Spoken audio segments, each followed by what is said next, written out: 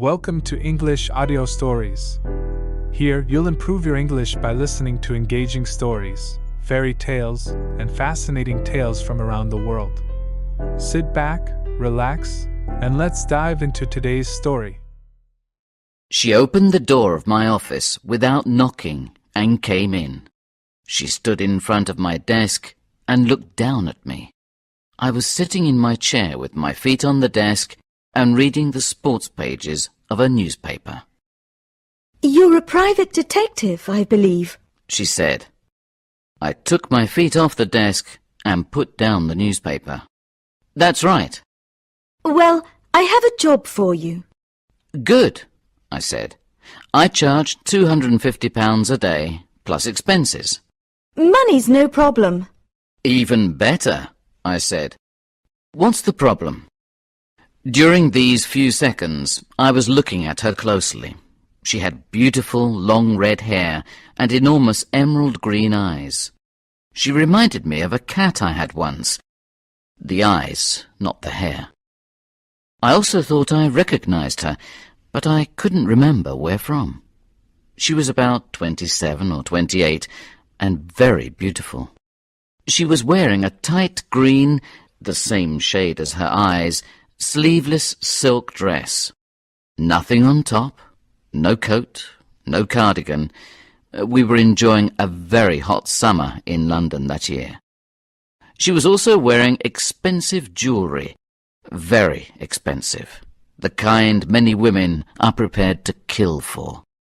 A gold watch, a ring with a huge emerald surrounded by diamonds on her left hand, a gold bracelet on her right wrist, and 3 loops of the best Australian pearls around her neck. I know quite a lot about jewellery. I know quite a lot about everything that costs a lot of money. It's a hobby of mine. For the same reason, I was also receiving messages from the perfume she was using that day. It was something like the latest perfume, but not the one along with all the other latest of the perfume manufacturers which flood the department stores around Christmas.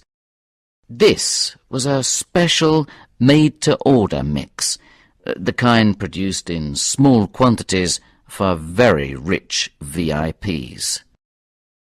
I know quite a lot about perfume as well. Definitely, she was the kind of client that I liked to have, and also the kind of client that I needed at that moment. "Well, the problem, Mr. Boot, is that I have great difficulties in sleeping at the moment." "Shouldn't you see a doctor, not a detective?" I said. "No, you see, there's a reason I can't sleep." "And what is it?" I asked. "It's a ghost." "A ghost?" "Yes, a ghost. A ghost in my house. And 2 or 3 nights a week, about midnight or 1 o'clock, I hear strange noises in the house."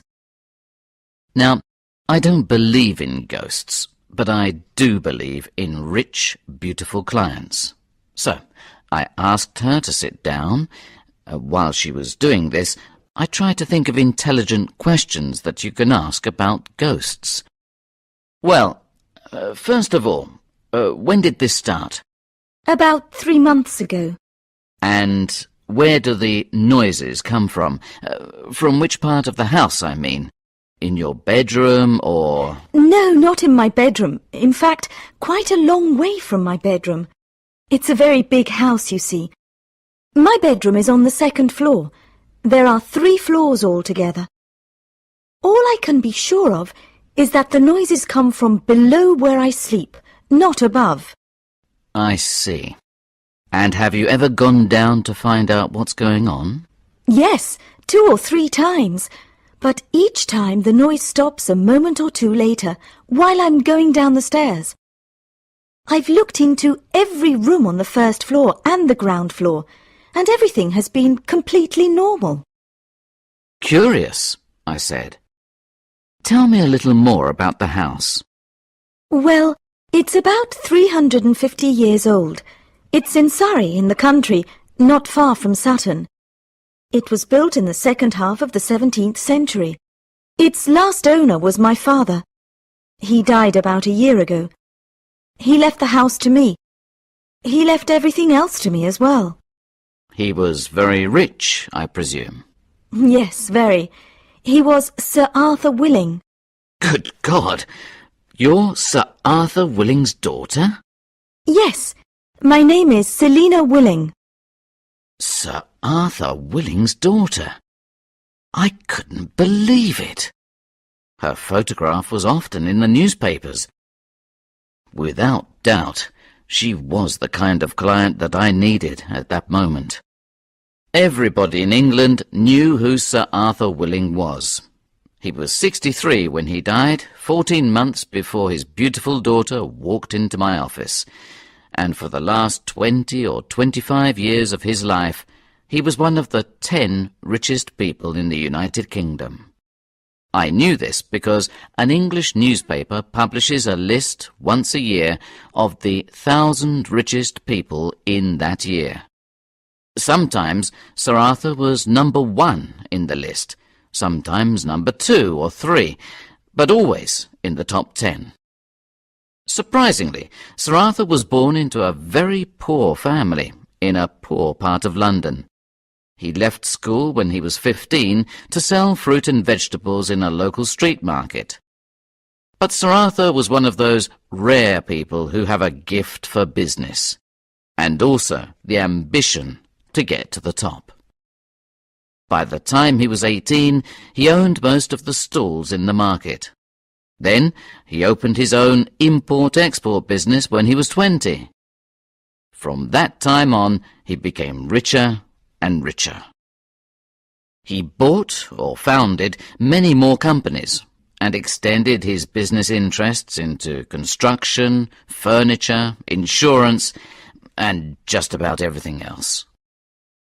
Sir Arthur was knighted for services to British industry when he was 30.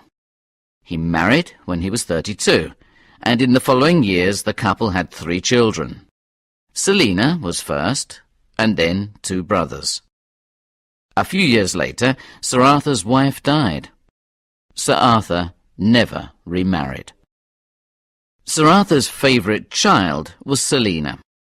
She was like her father in many ways. She was a good student and a very hard worker, and she loved her father very much. She helped her father with all his business too. She learnt everything that her father was able to teach her about companies, finances, the stock market, and so on. On the other hand, Sir Arthur's relationship with his 2 sons was never very successful. They were not at all like their father. They were very bad students, very lazy, and only interested in having fun. They escaped from the house as often as they could in the evenings. This was not difficult because their father usually worked late and didn't return home until 11 or 12. The boys went to the cinema or to discotheques or to games parlours. Both went to good universities but failed almost all their examinations and left without taking a degree. Finally, when the boys were 19 and 20, their father lost patience with them. He tore up his will, which was made years before. In this will, all his money and possessions and business interests were left to his 3 children equally. Then he made a new will, which left everything to Selina. Well, except for one little company in Bangkok, in Thailand, which exported hand-carved teak furniture to Britain and other countries. This company did not make a big profit, but enough for his 2 sons, as owner-directors, to earn a living. Of course, when Sir Arthur died and his will became known, the sons reacted badly. They found a solicitor who agreed to defend their interests. A long court case followed. Every day there were articles about it in all the newspapers. Finally, Selina won the case and stayed in possession of all her inheritance. The boys angrily left the family house in Surrey and went to share a tiny rented flat in a not very exclusive part of London. Before Selina left my office that day, I told her that I needed to see her house first. I wanted to look for clues. The next day, I drove to the town of Sutton. I left the car parked and got a taxi. I had directions with me, written by Selina. However, I didn't need them. The taxi driver knew where the Willing mansion was. We left the town and drove into the country. After 15 minutes, we arrived at an enormous stone wall beside the road. We followed this wall for a few minutes until we came to a gate made of iron bars. It was closed, and behind it was a uniformed security guard. I paid the taxi driver and told the security guard that I had an appointment with Miss Willing. While he was telephoning the house, I looked through the bars of the gate. There was a road which led from the gate through some trees. Well, many trees. A wood, in fact. In the distance, I could just see the roof of a large house.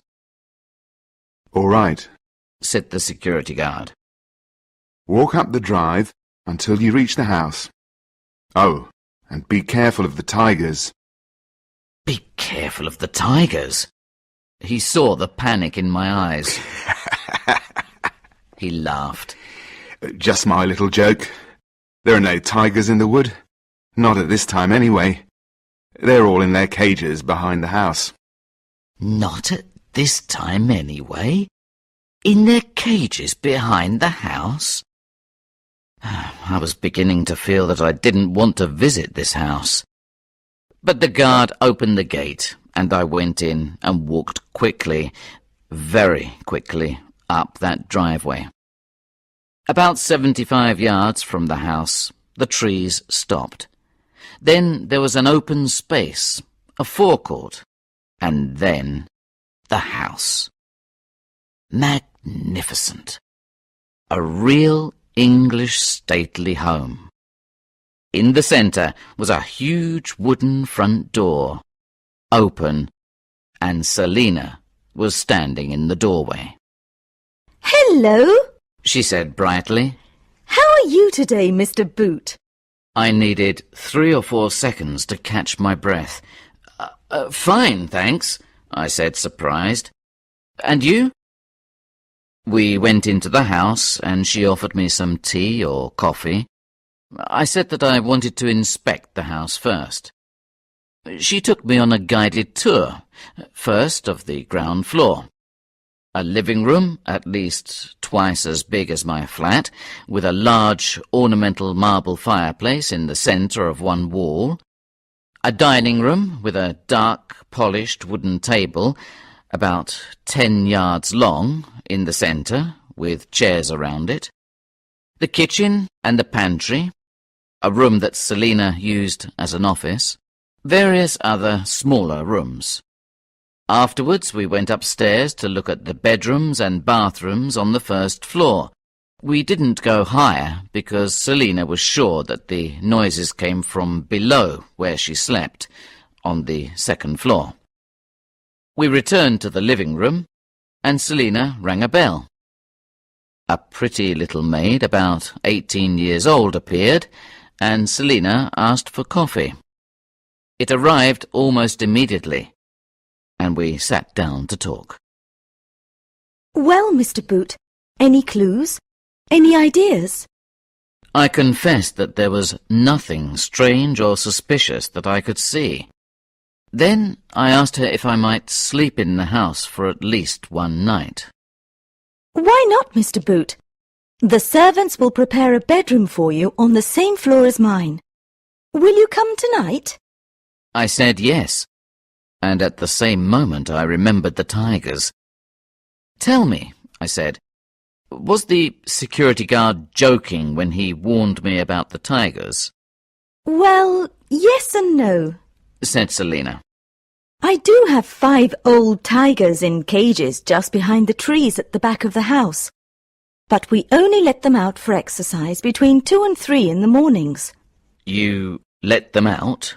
Well, I don't personally, but one of the gardeners worked in a circus for many years.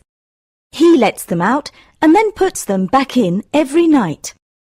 How does he put them back in? I wanted to know. Oh, they're well trained, Mr. Boot. They know that while they are exercising, the gardener puts their dinner in the cages. Half a cow for each one. Half a cow? Yes, tigers eat a lot. They bring the cows down from one of my farms in Scotland. But isn't it rather dangerous to let tigers roam around the grounds? No, not really. We're all in bed, myself and all the servants at that time. And if we aren't, we don't go outside. Anyway, as I said, they're quite old now and well fed and probably quite harmless. But why do you have these tigers?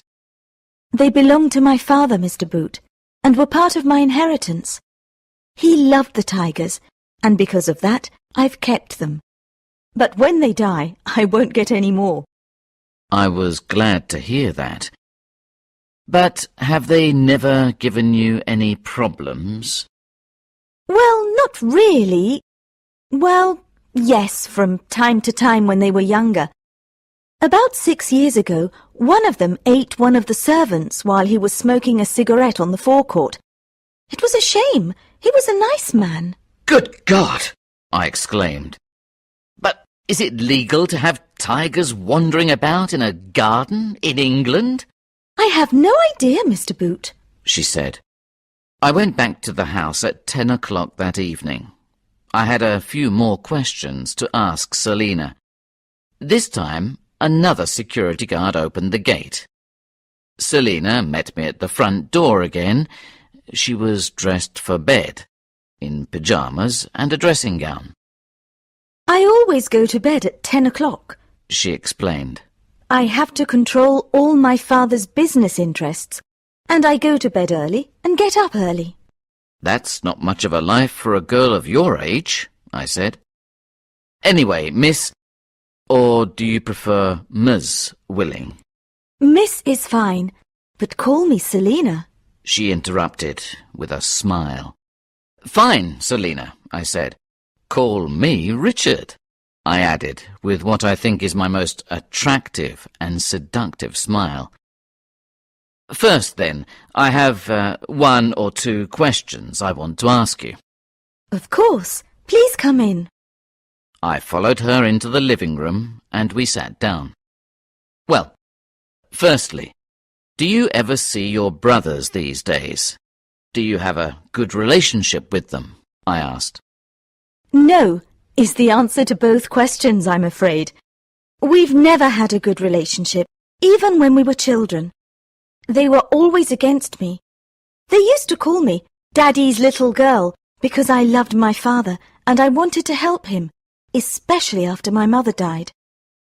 They left here after the problem of the inheritance was over. You know all about that, I suppose. I nodded. That was about a year ago, she continued. And I've only seen them once since, by chance. I was walking past a cafe near Knightsbridge, and I saw them through the window.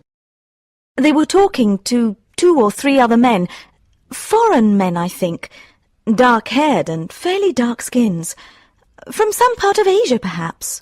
I see, I said. But another question. Do they have keys to the gate and to the house? Selina looked surprised. Do you suspect them of something? She asked. Let's say I'm trying to eliminate possibilities. Well, yes, I suppose they still have keys to the house, but not to the gate. No one has a key to the gate except the security men. There are 5 of them, and they work shifts. 2 work nights, and the others during the day. At least one of them is on duty 24 hours a day. And another question. Does anyone else live in the house? No, not even the servants. There were some old stables which we converted into apartments some years ago, close to the house, on one side. All the servants live there. So, I said, After 11 or 12 at night, there's no one in the house except you. That's right. She answered. All right, just one more question before you go to bed. There isn't a basement or cellar below this house, is there? No, nothing. Somewhere there are some old plans of the house. I've seen them, and there's nothing but the 3 floors. Right, I said. No more questions for today. Oh, except, where do I sleep? One of the servants will show you to your room when you're ready to go to bed. If you want something to eat or drink, you just have to ring this little bell. Thank you, but I don't want anything. I'll go to bed soon too. I've brought a book to read in bed, I added. I took out of my pocket the book I was reading at the moment, a paperback copy of Henry Esmond, a well-known 19th century English novel by William Thackeray. You like good books, Richard, said Selina. So do I, when I have time to read. I've read that one, and everything else by Thackeray, I think. It's very good. I was beginning to like Selina. Young, very good-looking, and with good taste in literature. Just my kind of girl. Nothing happened that first night. No noises, nothing. I saw Selina at breakfast, and I asked to stay another night. She said that I could stay as long as I wanted to. There were noises the second night. As I was getting up, I realized they were not inside the house, but outside, in the grounds, and they were not human noises, but animal noises. I looked at my watch. It was 2:25. I suppose the tigers were looking for another servant to eat. I went back to bed. The third night, yes, noises, this time inside the house. I thought I heard footsteps, and perhaps a door opened and shut. I got up immediately, put on my dressing gown, and went out of the bedroom. Selina was coming out of her room at the same time. Do you hear it? She asked. I can hear it. I'm going down to see what it is. I went into every room on the first floor, and then on the ground floor. Nothing. Nothing unusual. Nothing suspicious. And Selina was right. The moment I left the bedroom, the noises stopped. I went back to the second floor. Selina was still waiting at her bedroom door. Well? She said. Well, nothing, I answered. Your ghost is very elusive. The next morning, I sat down at my desk in my office. I left the newspaper on the desk without opening it. I needed to think. It was the 4th day on this case, and I didn't have even one clue. Thoughts, possibilities came into my head and went out again. Nothing seemed to make any sense. I knew what I had to do. Go home and drink 2 or 3 cups of my special coffee brew. This idea I got from the 19th century French novelist Honoré de Balzac.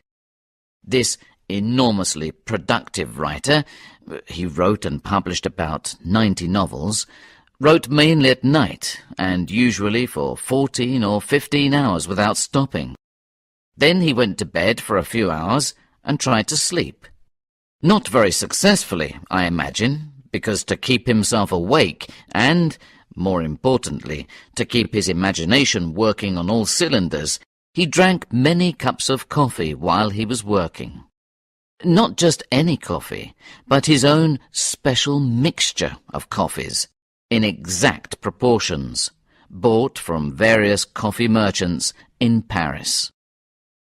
While he was writing his first books, he experimented until he had a coffee mixture as strong as coffee can be. Then, from time to time, he visited his coffee dealers in Paris to renew his supply. Now, I don't write novels, but I do sometimes have cases which are very difficult to work out and which call for some really imaginative thinking. And as Balzac's recipe for his special mixture has not survived, as far as I know, several years ago I decided to experiment with creating one for myself. I went every few days to a coffee dealer who has a little shop in Soho and who sells only coffee. Coffee from everywhere. I don't remember how I started, but it was something like this. Put 2 ounces of Colombian, then mix in 1 ounce of Indonesian, now 3 ounces of Brazilian, and so on. By changing the proportions, and sometimes the source countries, each time for about a year, I achieved my own special, very strong blend, one that could help me to think of possibilities that I couldn't reach without help. Now, just as Balzac did, I go to my coffee dealer every 2 or 3 months. He knows me well. £2 of your special, Mr. Boot? He asks with a smile. At home, I made a pot of my mixture. Then I poured the first cupful, and, while I was sipping it, I did some housework. As I live alone, this is a necessity from time to time, although I'm not very good at it. So, still sipping, I made the bed for the first time that week, and washed and dried some plates and cups and saucers which were waiting in the sink for me for the same length of time. Then I swept the kitchen floor, and I couldn't remember the last time I did that. After this, I sat down in my armchair and started drinking another cup. I began to concentrate on the case. But after the second cup, I still didn't have any good ideas. So I poured another cupful. Halfway through that cup, I decided that my special mixture wasn't working that day. The best thing to do was to take the rest of the day off and relax. I decided to make some lunch and then return to my armchair and finish reading Henry Esmond. Henry Esmond. Suddenly, yes, an idea came. The events in Thackeray's novel take place in the last years of the 17th century and the first years of the 18th. The 17th century was a very violent time in English history. Civil wars, the execution of a king, and bloody battles all around England between royalists and parliamentarians. And I remembered that once I read that during this period secret rooms or cupboards were installed in some big country houses. Rooms or cupboards big enough to hide people during the wars. There is one secret cupboard, big enough for a man, in Henry Esmond. Of course, these secret places don't show on any plans that still exist of the houses. The more I thought of the possibility of a secret room in Selina's 17th century house, the more I liked it. Both Selina and I were sure that the noise came from inside the house. I decided that the next thing to do was to search for a secret room. I didn't finish the third cup of coffee. I telephoned Selina immediately and asked her if I could go back to her house that day. I told her that I had an idea and that I needed to look at the house again. She said I could go whenever I wanted to. She also said that she had meetings to attend in 2 or 3 of her companies in the city. The security guards and the servants were already instructed to let me in at any time I went there. I thought for a moment before I left home.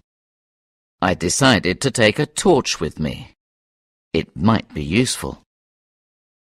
I arrived at Selina's house at about 2 o'clock. I was let in and, firstly, I went through all the rooms on the first floor. I couldn't find any secret cupboards or any possible space for a secret room. I went down to the ground floor and did the same, with the same result. I sat down in an armchair to think. I tried to recall my conversations with Selina. Perhaps there was a clue in them. Suddenly, I remembered that she told me that there was no basement or cellar. She also told me that she once saw the plans of the house and no basement was shown. But secret spaces don't appear in the plans of houses. I decided to look for a way into a possible secret room below the ground floor. I went into all the rooms on the ground floor again. Nothing. I had to start thinking again. Then I remembered that in films, secret hiding places are usually opened and closed by levers. I went through all the rooms on the ground floor again. I was looking for a lever, or somewhere to conceal a lever. Again, nothing. I sat back down in the armchair. I was feeling frustrated. My eyes were still moving around the living room. Hopefully, they went back to the fireplace. Of course. What better place to hide a lever? I put my hand inside and began to grope from the bottom to the top of the left-hand side. Nothing but cold marble. I tried the right-hand side. The same. Then I moved my hand along inside the top part. Halfway along, my hand touched a piece of metal. A lever? I was feeling excited now. I tried to move the piece of metal to the right and to the left, but it didn't move. I tried going up. Nothing. I placed my hand above the metal and began to push down. The piece of metal moved easily, 3 or 4 inches downwards. At the same time, a large panel on the wall next to the fireplace slid behind the panel on its other side to leave a space about the size of a doorway. It was pitch black inside. I took my torch from one of the arms of the armchair and shone it into this new space. I saw 3 or 4 steps. I went down them. Then there was a turn to the right, and 3 or 4 steps more. When I arrived at the bottom of these, I saw that I was in a small room. I shone the torch all around that room. In the centre was a long table. On top of this table there were 3 oil lamps. In one corner of the room there was a pile of large colourful cushions, the kind you see around the living room on chairs and sofas. Beside these there was a smaller pile of the same cushions, but with the top surfaces cut open. I went to look at them. I put my hand inside one of the cuts. Nothing but feathers. Suddenly, I saw in another corner 6 or 7 brown paper bags, with the tops folded. I unfolded one of them. It contained what looked at first sight to be a lot of little pieces of dirty coloured glass. I reached in and took out a handful. When I looked again, I knew immediately what I was looking at. Not pieces of glass, but precious stones. Dirty, uncut, unpolished, and straight from the mines. Rubies and sapphires mainly, but some pearls as well. It was now obvious what was happening. Gems were being smuggled into the country inside the cushions. These then, somehow, made their way to this little basement. Then the cushions were cut open and the stones were extracted, ready to be sold, I supposed, to dealers who didn't ask questions about where the stones came from. They would then be cut and polished and used in the making of rings, necklaces, earrings, bracelets, and so on. I went upstairs, back to the living room. As I was leaving through the doorway, I saw another small lever at the top of the stairs. I took a risk and turned it upwards. The panel shut behind me. I didn't like the feeling of being locked inside that secret basement with only my torch for company. I quickly pushed the lever downwards. The panel sprang open again. Thank God, I thought. I went to the fireplace and pushed the lever upwards. The panel closed. How clever, I thought. A secret room with a lever outside to open and close it, and one inside as well. I knew what I had to do first. Back in my office, I telephoned Chief Inspector Snout at Scotland Yard. Ronald Snout was the head of a department which dealt with contraband goods. I knew him well because he was a great friend of my father's. Also, Snout and I once collaborated on another case of mine which involved the smuggling of human organs for transplants. Snout himself answered the telephone. Richard! How nice to hear from you. We chatted for a while, and then I told him that I had something for him. I asked if we could meet later that day at Dirty Dick's Cafe, only a few yards from Scotland Yard. Dirty Dick's is open 24 hours a day and is well known for its enormous English breakfasts. Eggs, bacon, sausages, tomatoes, and anything else you ask for, which they will serve you at any moment of the day or night. It is much used by policemen who are going on or off duty around the clock. We agreed to meet there at 6. Then I lay on the sofa in my office to go over things in my mind. Some people are good lateral thinkers. I, personally, am a horizontal thinker. At least, when I'm not drinking my special coffee mixture, I think better when I'm lying down. I wanted to put things together because I wanted to tell Snout as much as possible. I started to revise everything I knew. From the newspaper reports about the inheritance case a year before, to my conversations with Selina and my visits to her house. The boys' inheritance, a furniture company in Bangkok, and a lot of the precious stones which are smuggled into Europe come from Asia and Africa. The boys were talking to foreign men in a pub, possibly Asians, Selina said. The boys probably still had keys to the house. The fact that they didn't have keys to the front gate worried me a little. Were the security men members of the gang? I arrived at Dirty Dick's a little early. I sat down at a table and ordered a pot of tea. 10 minutes later, Ronald Snout arrived. He looked just the same as he always did, in his late 50s, but tall and slim, with an athletic build, a luxuriant but well-trimmed moustache, and very well dressed.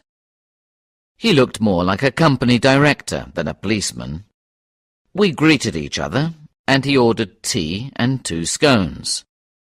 Once he was seated, and after chatting for a couple of minutes, I told him the whole story. I started from the moment that Selina came into my office. He listened without comment. A good policeman must be a good listener. Ronald was very interested, of course, in what I had to say. He knew all about the Willing family, but he had no idea what the boys were doing. We talked about the best way to deal with this case. One possibility was to arrest the brothers immediately and interrogate them. But we agreed that this wasn't the best way to do it. They might not say who their accomplices were, and, anyway, These might leave the country the moment they found out that the boys were in the hands of the police. Finally, we decided to try to catch them, the boys and their accomplices, in flagrante delicto. That is, when they were in the basement, cutting open the cushions. We decided that I should stay at Selina's house again that night, and for more nights if necessary. Ronald asked me if I thought the gang were armed. I said I had no idea. In case they were, Ronald decided to have a group of armed policemen near the house during the night, prepared to force the security men to open the gate. If I heard noises, I had to telephone Ronald immediately on my mobile telephone. His men intended to move quickly up to the house. By that time, I had to be downstairs with the front door open and my hand on the lever in the fireplace. We said goodbye outside the cafe, and I went back to my office. I telephoned Selina to tell her I wanted to stay at least another night in her house. Then I told her that something might happen that night, and that I wanted to stay in her bedroom until I went to call her. She agreed. As a precaution, I asked her to instruct the gardener not to let the tigers out that night, but to give them each their half a cow and leave them in their cages. She agreed to that as well. She wanted to know what was going on, of course, but I told her I would tell her later. I arrived at Selina's house at about 11. The security guard let me in without any questions. From one or two jokey comments he made, I understood that he thought that I was Selina's boyfriend. The pretty little maid let me into the house. Selina was already in bed. I was hungry, and I asked the maid to bring me a sandwich and a Coke. I sat in the living room and looked at the fireplace. I was looking forward to a little action. At about 11:30, I went upstairs to bed. Before I went to sleep, I telephoned Snout to make sure that everything was ready. He told me not to worry. He and his men were ready and waiting, hidden in a side road only 200 yards from the house. I fell asleep immediately without taking my clothes off, just my shoes. At 1 o'clock, I was woken up by the same noises as the night before. I put my shoes back on and telephoned Snout. Then I left the bedroom, and the noises stopped. I went downstairs and opened the front door. I waited in the living room. After a few minutes, I heard cars on the drive. A few seconds later, Snout and 6 policemen, armed with pistols and torches, came into the living room. Snout looked at me and nodded. I pushed the lever in the fireplace downwards. The 6 policemen rushed into the open doorway and down the stairs. Snout and I followed. Before I reached the bottom stair, I heard 2 shots. When I arrived in the room, it was brightly lit by the oil lamps. I saw that one of the policemen was wounded in the arm. One of the 5 other men in the room, one of the Asians, was lying on the floor with a bullet in his leg and a pistol beside him. The 2 brothers were there, unarmed, astonished, and very frightened. The 2 other men, both obviously Asians also, had pistols in their hands, but with 5 armed policemen with their weapons pointed at them, they didn't seem very sure what to do with them. Drop the guns! Ordered Snout. The pistols fell to the floor. All that was left to do was to handcuff the members of the gang and take them to the cars which were waiting on the forecourt, and then to take possession of the gems. The uncut cushions were also carried to the cars and loaded into the boots. 2 ambulances were called for the wounded men. Snout and I spoke for a minute or two before they all left. He told me that they would interrogate the men some time later. He promised to telephone me after that. I went upstairs and knocked on Selina's door. She was awake, of course, and I told her everything. "No ghost," I said. Just some villains making a dishonest living. She seemed relieved, but a bit disappointed. I think she quite liked having a ghost in the house. I told her I would ring her later, after I talked to Snout. Snout telephoned me about 2 o'clock that afternoon. He told me that during their interrogation, the brothers confessed everything. Snout said that they were like two frightened little boys. They were first offenders, so they had no experience of being questioned by police authorities. The Asians were more difficult, obviously hardened criminals, but they were caught red-handed and the police had all the evidence they needed to prosecute them. Snout also told me that the two night security men were also in custody. They were paid by the rest of the gang to open the gate and help to carry the cushions up the driveway to the house. The other 3 security men were clean. They knew nothing about it. Then, because there were some things I didn't have clear, I asked Snout some questions. For example, how did the boys know about the secret room? They found it when they were only kids, while they were playing in the living room. They decided to keep it a secret, their private place that no one else knew about. One night, a few months ago, while Miss Willing was in the United States on business, they carried the table down there. They needed a surface to cut open the cushions. And how did this operation start, I wanted to know. Well, said Snout, 2 or 3 months after they received their inheritance, the brothers went to Bangkok. They wanted to see the factory. They were there about 2 weeks. Somehow they got involved with a group of local people. You have met 3 of them. One is Burmese, by the way, and the other 2 Thais. These people are, in fact, experienced jewel smugglers, but the brothers didn't know that at the time. And the idea for this operation came from them, not from the brothers. Now, the brothers are pretty simple-minded, frankly. They were taken out to dinner several times to good restaurants by these nice people. Always invited, always paid for. After that, I think that it was easy to persuade them to take part in the scheme. Now, the company makes furniture from teak, and the accompanying cushions. So the plan was that the brothers returned to London with the 3 Asians, which they did. After that, a small group of local people, in the pay of the smugglers, began to enter the factory late at night, 2 or 3 nights a week. Their job was to make the cushions, and into every 3rd one, before they lined it, they put a bag of precious stones. They marked these cushions with a tiny X on the bottom surface.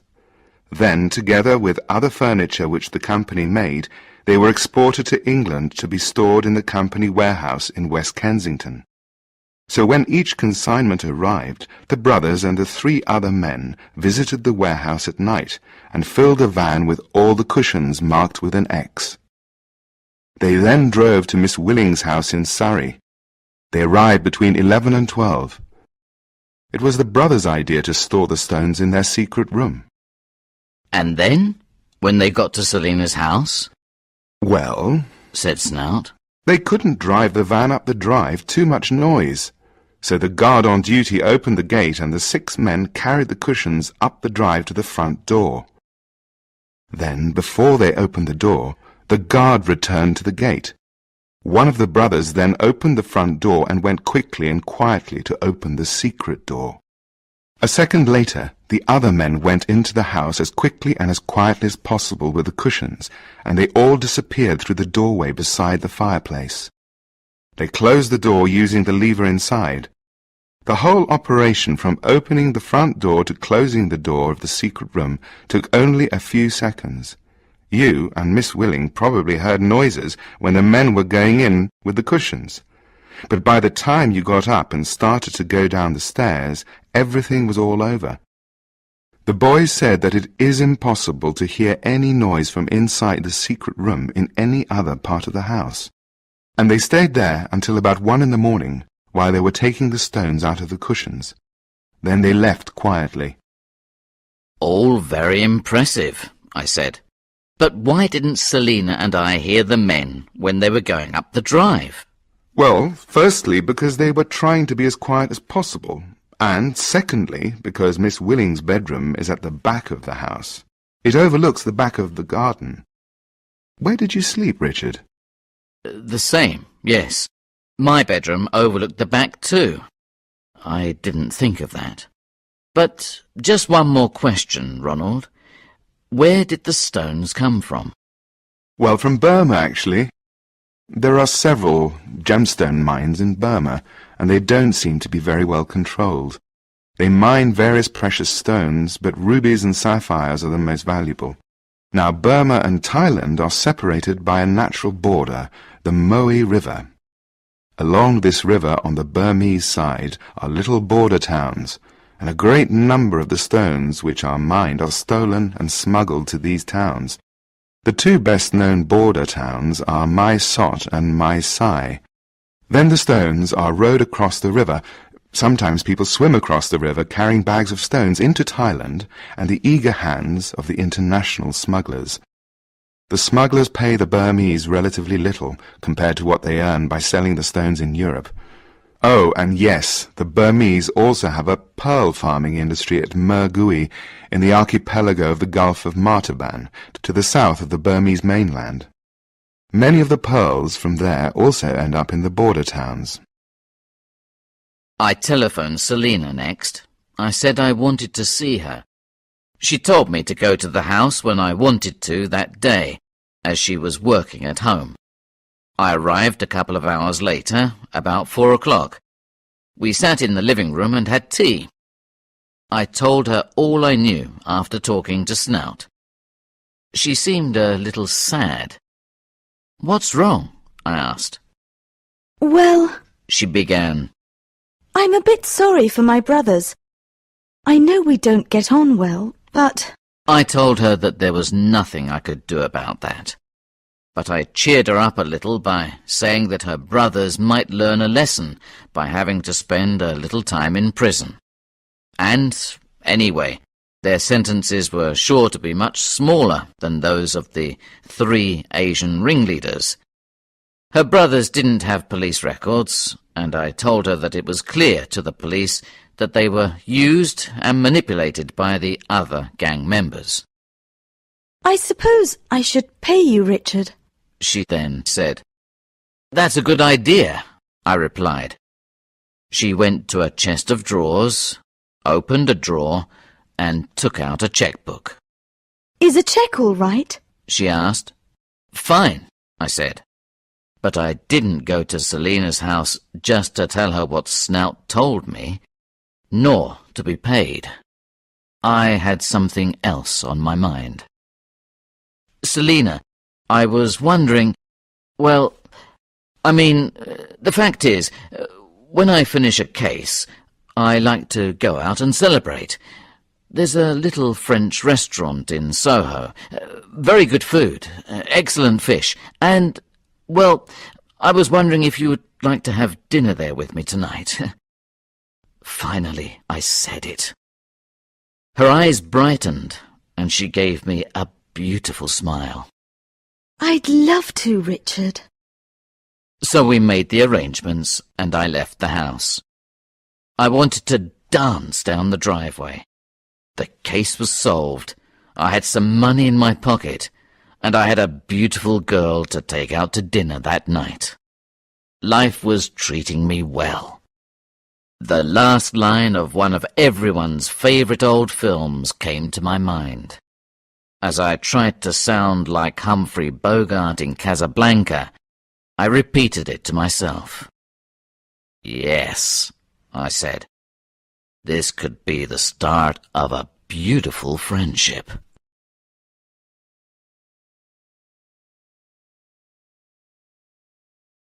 Thank you for listening.